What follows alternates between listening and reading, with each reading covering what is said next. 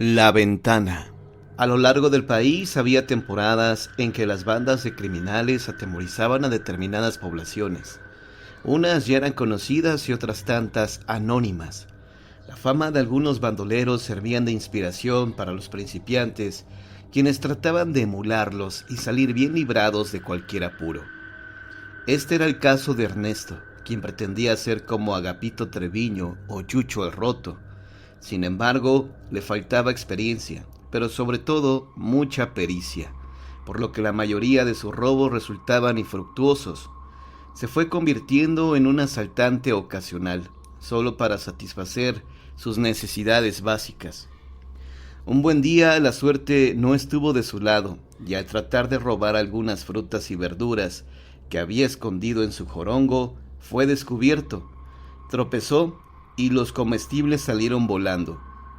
Don Brígido, dueño del negocio, lo encerró en la tienda y esperó a que llegaran los alguaciles.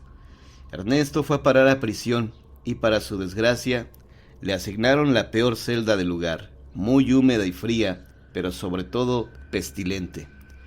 Era un cuarto oscuro que no tenía ninguna ventana, ni disfrutaba de vista hacia el exterior. Parecía como si ahí el tiempo no transcurriera, pues no sabía nunca si era de día o de noche, si el día era lluvioso o soleado. A los que caían por desgracia en esa celda se les dotaba de una lámpara de aceite, la cual le fue entregada a Ernesto apenas ingresó. Maldiciendo una y otra vez a la vida y a la suerte, él se entretenía dando vueltas por el angosto cubículo, pasaba horas y horas deambulando. La desesperación hizo presa de Ernesto, quien al observar su celda solo experimentaba asco y desesperación.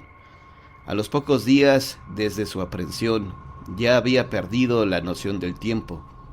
No tenía idea de cuántos días llevaba recluido, ni la fecha en que vivía, y sin dudarlo un minuto más, comenzó a gritar para que lo sacaran de ahí.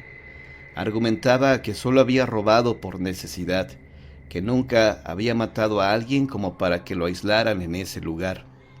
Así transcurrieron varias semanas. No había día o noche en la prisión donde no se escuchaban los gritos desesperados de Ernesto.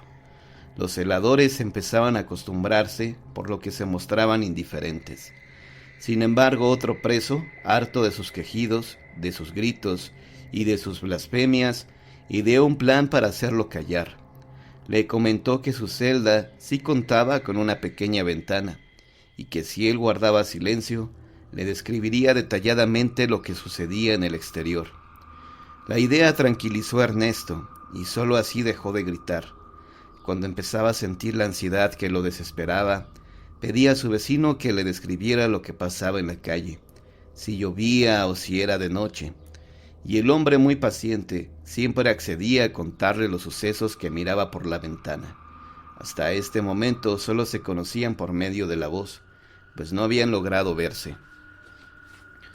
La desesperanza que abatió a Ernesto en los primeros días de prisión fue desapareciendo, pues con los relatos de aquel hombre, un nuevo pensamiento rondaba por su mente. Quería mirar con sus propios ojos lo que sucedía en la calle, en los alrededores de la cárcel.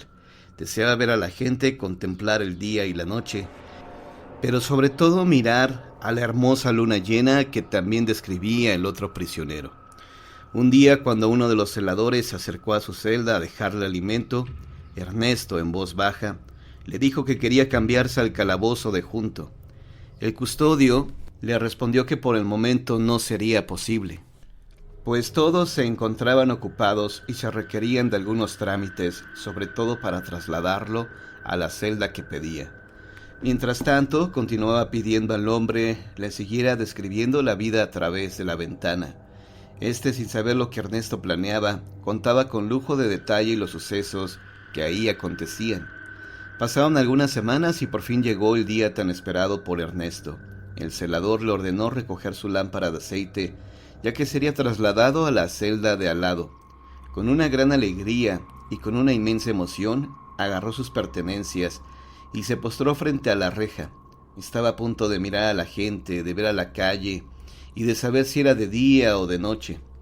El celador abrió el candado y lo sacó. Caminaron hasta la entrada de la celda vecina. Entonces Ernesto Quedó pasmado al mirarla detenidamente. No había ninguna ventana. La habitación era igual que la suya, pequeña, húmeda y pestilente. Sus ojos se humedecieron y la desesperación empezó a invadirlo. Cuando el vigilante se dispuso a encerrarlo, Ernesto preguntó por el hombre que habitaba esa celda. El custodio lo miró extrañado y le respondió que hacía meses que nadie ocupaba ese lugar, pues el último prisionero recluido ahí se había quitado la vida. Entonces le explicó: «Es por ello que no te trasladamos cuando lo pediste, porque como un reo murió aquí, la ley dice que se debe dejar pasar algún tiempo para ocupar esta celda». Con el rostro totalmente desencajado, Ernesto se rehusaba a quedarse en su nueva celda. Pero el celador le señaló que ya nada se podía hacer y que su sentencia tenía que cumplirla ahí. Finalmente, cuando el vigilante se iba, le dijo: «No sé por qué pediste que te trasladaran de celda, pues hasta ahora ninguno de los presos había querido estar aquí debido a los ruidos extraños que se oyen y a la voz que cuchichea algunas veces. Nosotros creemos que es el espíritu del preso que se quitó la vida. Por eso nos extrañó mucho tu pedimento». Según dice la leyenda, el espíritu del hombre que se quitó la vida en esa celda brindaba esperanza y aliento a los reos. Por ello les describía paisajes y personas a través de una ventana que no existía.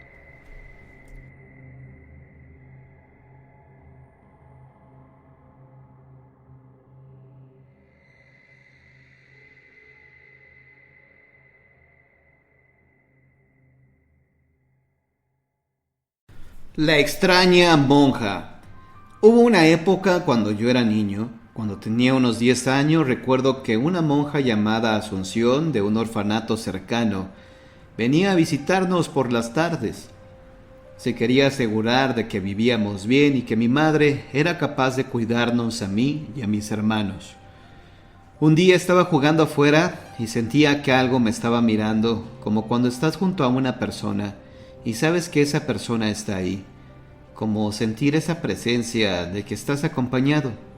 Lógicamente no había nadie, solo estaba yo y mis juguetes. De pronto vi que algo se movió entre unos arbustos y la vi. Era la hermana Asunción con su mirada fija hacia mí. Le pregunté qué estaba haciendo y no respondía. Mientras me acercaba sentía un calor y un olor extraño, pero cada vez se veía menos, hasta que me acerqué lo suficiente como para darme cuenta de que no había nadie. Me quedé paralizado, no le dije nada a mi madre. Después de eso pasaron muchas cosas en casa. Las cosas se movían, cambiaban de lugar, se sentía un olor a podrido siempre. Mi madre a veces se alteraba por cosas simples. Algo estaba pasando. Recuerdo otra vez que mi hermana, un año menor que yo, estaba durmiendo y vi que algo se acercó a ella desde la oscuridad de la esquina del cuarto. Creí que era mi imaginación, pero cuando volteé a mirar hacia la ventana, ella estaba ahí de nuevo. Era la hermana Asunción, detrás de la ventana, mirándonos. A esas alturas ya le tenía terror a aquella monja, y cada vez que iba a casa me escondía. Una tarde fue a tomar el té con mi madre y una tía. Mi madre se había comprado una cámara el día anterior y estaba muy emocionada en tomarle fotos a cualquier cosa. Y entonces me pidió si podía tomarles una foto. Lo hice. Aunque temblaba un poco, logré tomar la foto. Le di la cámara y me fui a mi cuarto. Al día siguiente, mi madre fue temprano al centro de la ciudad a revelar las imágenes. Cuando lo hizo, el señor que las reveló le dijo que buscara ayuda. Mi madre preguntó por qué. Él le dijo que algo no invitado estaba acechando a su familia. Mi madre vio la imagen y quedó helada, paralizada del miedo. Al fin comprendió todo. Esa misma tarde fue al orfanato a preguntar por la hermana Asunción. Fue a buscar respuestas y lo que le dijo la Madre Superiora la dejó aún más fría. Le dijo que la hermana Asunción fue su compañera y amiga en los tiempos que comenzaron el camino de Dios y que Asunción siempre parecía recorrer otro camino.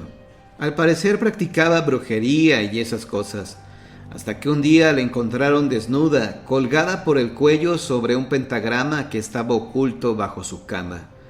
La hermana Asunción había muerto hacía ya 30 años. Recuerdo que mi madre regresó a casa ese día, tomó sus cosas, empacó nuestras cosas y nos fuimos de aquel pueblo. Nunca más regresamos.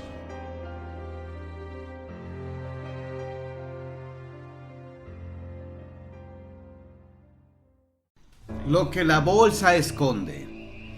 La casualidad había querido que a principios de 1887 conociera a un caballero recién regresado a Inglaterra tras prolongada estadía en el extranjero. Se trataba del dueño de un mercante que estaba descargando en el puerto donde él laboraba.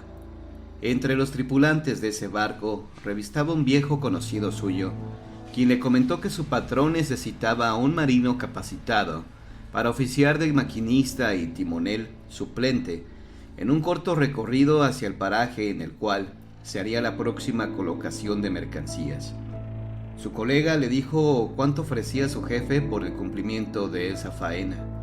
El monto resultaba más que atractivo y le persuadió a aceptar el convite. A raíz de ese episodio fue como se vinculó con aquel hombre, un corpulento exdiplomático de apellido Atkinson, a quien Campbell supo exhibir sus cualidades náuticas. Ya durante el inicial periplo para el cual se lo contratara, cobró una jugosa retribución, pero creyó que su relación laboral concluiría ahí. Para su sorpresa, en mayo de ese año, su antiguo camarada lo volvió a buscar. Aquel individuo era un bribón, y con tragos de vino mediante, se le sinceró. Su empleador en esta emergencia requería de alguien apto para navegar su barco en una travesía clandestina que zarparía desde Rainham. A cambio de su colaboración y silencio se le pagaría más dinero. No habría casi tripulación, solo viajarían el jefe, el hijo de este, un tal James Smith, él mismo y otro par de sujetos. Campbell pensó que se trataría de una incursión para contrabandear mercancías robadas y quizá también armas. Siguió creyendo eso luego de conducir el buque durante la noche hasta atracar en aquella minúscula ensenada.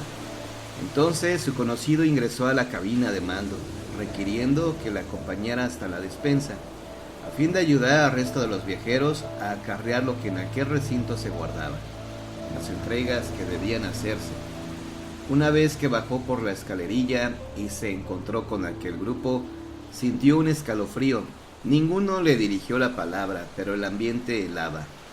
Ya no lo trataban con familiaridad como hasta entonces. 8 ojos lo escrutaban severamente. Detrás de él, en lo alto, montando guardia a la entrada del compartimiento al cual acababan de descender, había quedado su conocido. Le obstruía la salida impidiendo una posible huida. También éste lo observaba con frialdad y en su mano empuñaba una navaja. Abrió la boca para decirles que podían confiar en él, que no los iba a delatar, pero no lo dejaron hablar. ¡Callado!, le mandó el dueño del barco. Hizo un gesto y uno de los secuaces arrastró una de las bolsas de arpillera. Su abertura llevaba en torno una cuerda flojamente anudada. Se puso ese trasto a los pies del barquero. ¡Ábrela! La orden provino ahora del hijo del jefe, que encendió un cigarrillo mientras se acostaba al lado suyo. El joven no podía hacer más que cumplir con esa exigencia. Se reclinó hacia el boquete entreabierto y terminó de destrabar la ligadura que circundaba aquel paquete. Por cierto, maloliente. ¿Qué esperas, idiota? ¡Mete la mano dentro! Le hostigó el que se había ubicado a su costado y tras ello expulsó una gruesa bocanada de humo sobre el rostro del asustado marino. Obedeció, introdujo el brazo y tanteó a ciegas en el interior. Sus dedos tocaron un bulto redondo que, resbaloso, se negaba a ser asido. Finalmente palpó algo semejante a hilos apelmazados. Jaló de ellos y retiró esa gran bola. No eran hilos, sino una cabellera manchada con sangre. Y la bola era una cabeza de mujer torpemente cercenada. La soltó. Quiso erguirse, pero sus rodillas flaquearon.